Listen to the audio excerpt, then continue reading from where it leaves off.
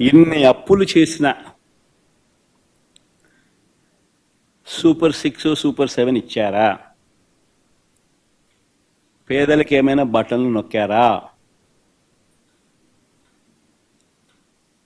అందరూ ఆలోచన చేయాలి. పోనీ కనీసం మా ప్రభుత్వం గతంలో అమలు చేస్తా ఉన్న పథకాలు ఏమైనా కొనసాగుతా ఉన్నాయా?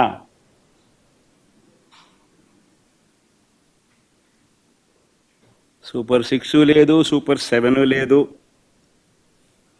మా ప్రభుత్వం అమలు చేస్తా ఉన్న గతంలో అమలు చేస్తా ఉన్న పథకాలు పిల్లల చదువులకు అవసరమైన పిల్లల చదువులను ప్రోత్సహిస్తూ, ఆ తల్లులను ప్రోత్సహిస్తూ, ఆ పిల్లల చదువుల కోసం, ఆ తల్లుల కోసం ఇస్తా ఉన్న అమ్మఒడి, పాయే,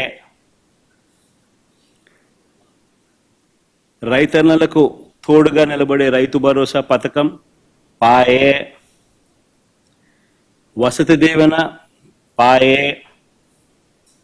విద్యా దీవెన అరకొర, చేయూత లేదు, ఆసరా లేదు, సున్నా వడ్డీ, ఆరోగ్యశ్రీ పూర్తిగా కూడా యగనామమే, వాహనమిత్ర, నేతన్న నేస్తం, మత్స్యకార భరోసా, కాపు నేస్తం, ఈబీసీ నేస్తం, చేదోడు, తోడు, లానేస్తం, అన్నీ గతంలో ఉన్న పథకాలన్నీ కూడా పాయే.